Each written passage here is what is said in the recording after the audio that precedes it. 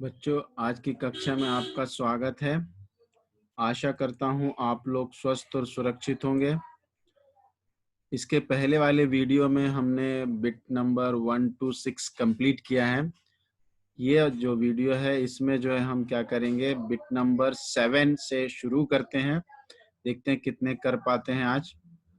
नीचे दिए गए वाक्यांशों के लिए एक शब्द छांट कर लिखिए। नीचे कुछ वाक्यांश दिए हैं, वाक्य नहीं, वाक्यांश, part of the sentence, not complete sentence. ठीक है, वाक्यांश इंग्लिश में फ्रेज भी बोलते हैं ना, तो वो दिए गए हैं। उनके लिए एक शब्द छांट कर लिखना है आपको, कुछ ओन से नहीं लिखना है, छांट कर लिखना है। ये आपको दिए गए हैं इधर पे। ठीक है, यहाँ से आप ढूंढ के लिख सकते हैं आप आराम से। जो ईश्वर में विश्वास रखता हो, who keep faith in God, क्या कहते हैं उसको, है ना, थीस्ट कहते हैं ना। तो यहाँ पर हिंदी में क्या है, आस्तिक, क्या कहते हैं उसको हम, आस्तिक। ये आ गया आपका आस्तिक। ठीक है, पहले वाला आंसर आ गया आपका आस्तिक। दूसरा है जिसका मूल्य बहुत अधिक हो, वेरी कॉस्टली, क्या कहेंगे उसको, कॉस्टली को हिंदी में ये है बहुमूल्य, सेकंड वाला बहुमूल्य। जिसे कहा ना जा सके, विच वी कैन नॉट से, कुछ कह नहीं सकते हम, ये हैगा आपका, है ना, क्या है, अकथनीय, क्या है, अकथनीय। और फिर है सप्ताह में एक बार होने वाला, वीकली वन होता है, वीकली बोलते हैं ना उसको, हिंदी में क्या होता है, साप्ताहिक। ठीक है, फिर उसके बाद जिसको भय ना हो, जिसको जो डरता ना हो, स्केर नहीं होता हो, है ना, डेयरिंग पर्सन, उसको हम क्या कहते हैं, निर्भय।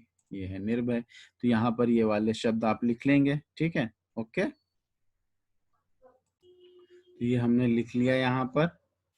ठीक है, आस्तिक, जो ईश्वर में विश्वास रखता हो, बहुमूल्य, जिसका मूल्य बहुत अधिक हो, अकथनीय, जिसे कहा ना जा सके, साप्ताहिक, सप्ताह में एक बार होने वाला, और जिसको भय ना हो, निर्भय। ठीक है, आप लोग भी लिख लीजिए। आगे बढ़ते हैं हम। 8th बिट है, निम्नलिखित जातिवाचक संज्ञाओं के व्यक्तिवाचक रूप लिखिए। ये तीसरी बार रिपीट हो रहा है। पार्ट 2 में लौह पुरुष में हमने पढ़ा था जातिवाचक और व्यक्तिवाचक संज्ञा। फिर पार्ट 5 दो पहलवान में भी हमने जातिवाचक और व्यक्तिवाचक संज्ञा पढ़ा, और फिर से ये आया है। तो यहाँ पर प्रश्न क्या है वह समझते हैं, क्योंकि सबसे पहले हम प्रश्न समझना चाहिए। जब हमको प्रश्न समझ जाते हैं, जब हम प्रश्न समझ जाएंगे तो हमारा आधा आंसर कंप्लीट हो जाता है। ठीक है, और फिर लिखना बाकी रह जाता है। तो जातिवाचक संज्ञाओं के व्यक्तिवाचक, यहाँ पे जातिवाचक संज्ञाएं दी गई हैं। जानवर जातिवाचक है ना, पूरी जाति को बता रहा है। महिला, ये किसी विशेष महिला, विशेष चीज का, महिला का नाम नहीं है ना, ये पूरी महिला जो जाति उसको सूचित कर रहा है, तो ये भी जातिवाचक है। पुरुष, यह भी जातिवाचक है, पूरे दुनिया में जितने भी पुरुष हैं, जेंट्स हैं, उनको सूचित कर रहा है।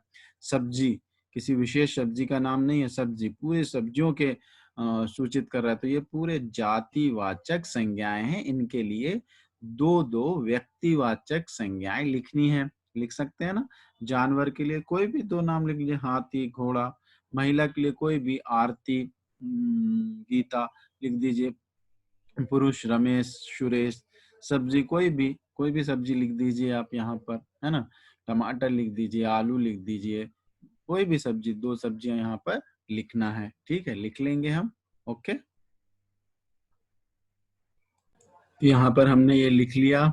ठीक है, समझ में आया होगा। जानवर जातिवाचक संज्ञा है, हाथी घोड़ा व्यक्तिवाचक, महिला जातिवाचक संज्ञा है, आरती मीता व्यक्तिवाचक, पुरुष जातिवाचक संज्ञा है, महेश अजय व्यक्तिवाचक, सब्जी जातिवाचक संज्ञा है, भिंडी टमाटर व्यक्तिवाचक।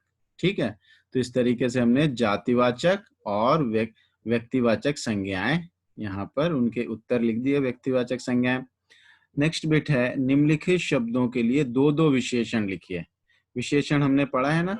हाँ, बहुत डिटेल में पढ़ा है विशेषण, मैंने आपको वीडियो भी दिखाया है, आप लोग अगर वीडियो देख रहे हो तो ठीक है।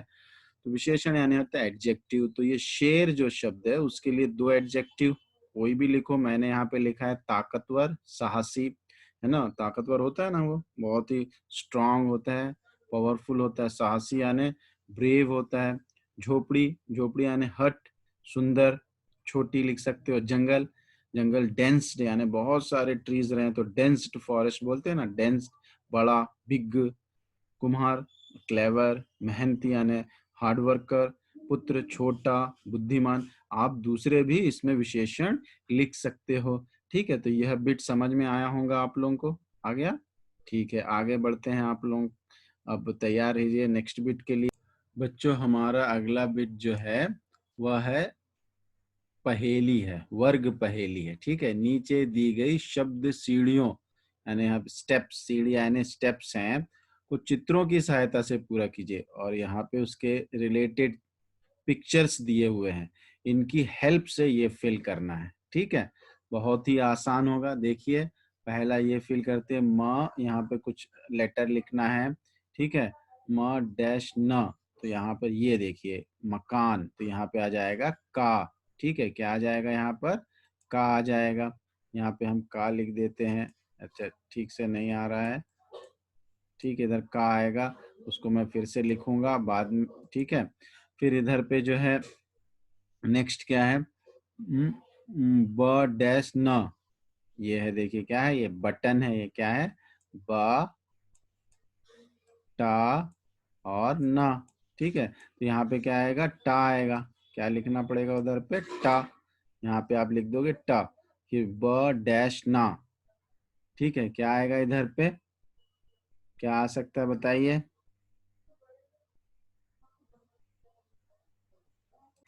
इधर पे आएगा बहना। ये जो है रिवर दिख रही है ना, इधर पे थोड़ा सा कुछ वाटर बह रहा है ना, इसको क्या, ये जो वाटर फ्लो हो रहा है, इसको यहाँ पे हा आ जाएगा। बहना, हा लिख देंगे वहां पर। क्या लिख देंगे? हा।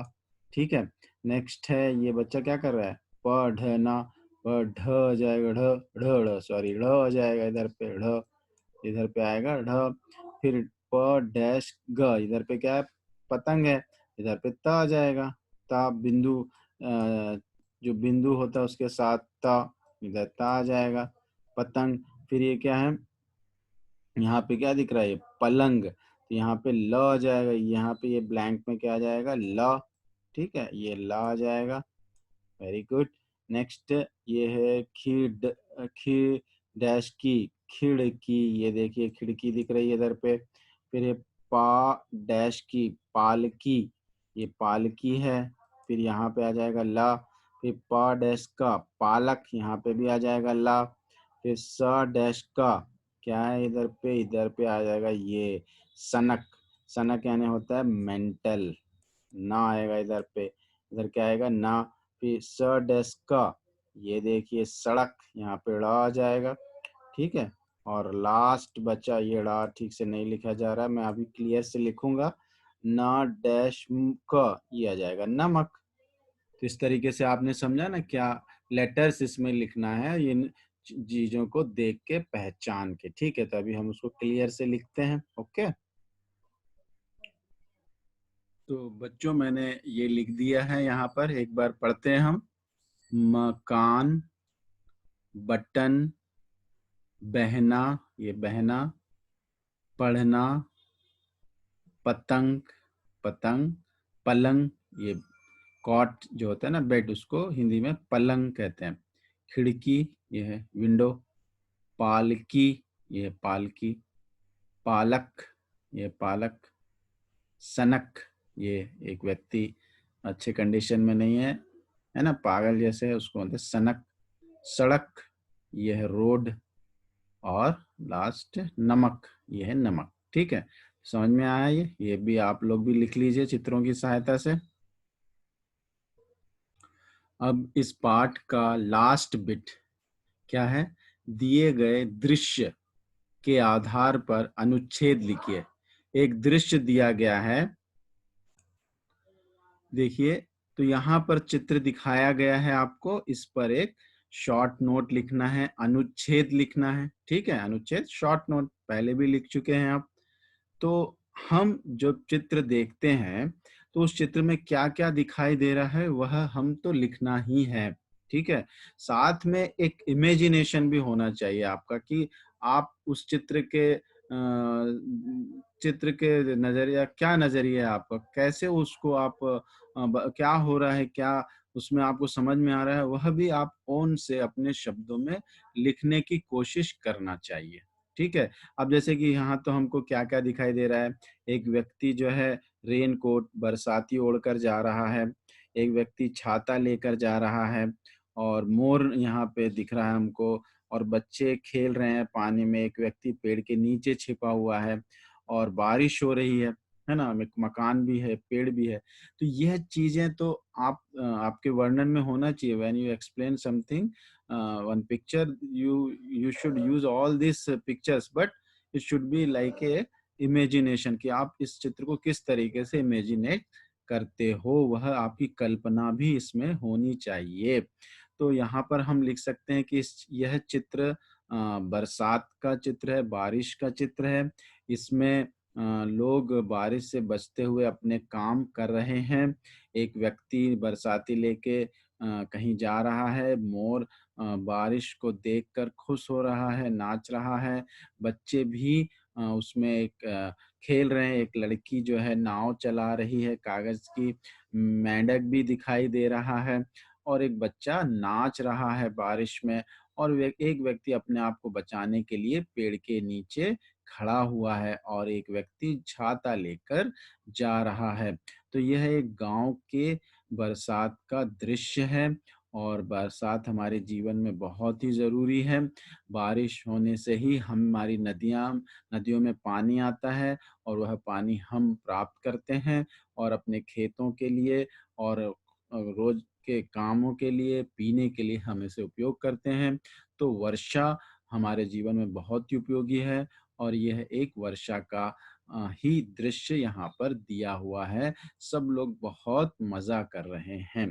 ठीक है? तो इस तरीके से आप जो है कुछ अपने इमेजिनेशन से, कल्पना से ये चित्र का वर्णन करना है। मैंने भी कुछ लिखा हुआ है, इस कक्षा के होने के बाद मैं इसके नोट्स भेजता हूँ। आप फ़ोन से भी लिख सकते हो और मैं जो भेज रहा हूँ वह भी आप लिख सकते हो, ठीक है? तो मेरी कक्षा आज की यहाँ पर समाप्त होती है। हमने आज बिट नंबर 7 से लेकर 11 तक किया है। ये सारे बिट्स आप लोग लिख लीजिए और मेरे साथ जो है शेयर कीजिए, मुझे बताइए आपने लिखा है या नहीं, ठीक है? तो आज की कक्षा ध्यानपूर्वक सुनने के लिए आपका बहुत-बहुत धन्यवाद।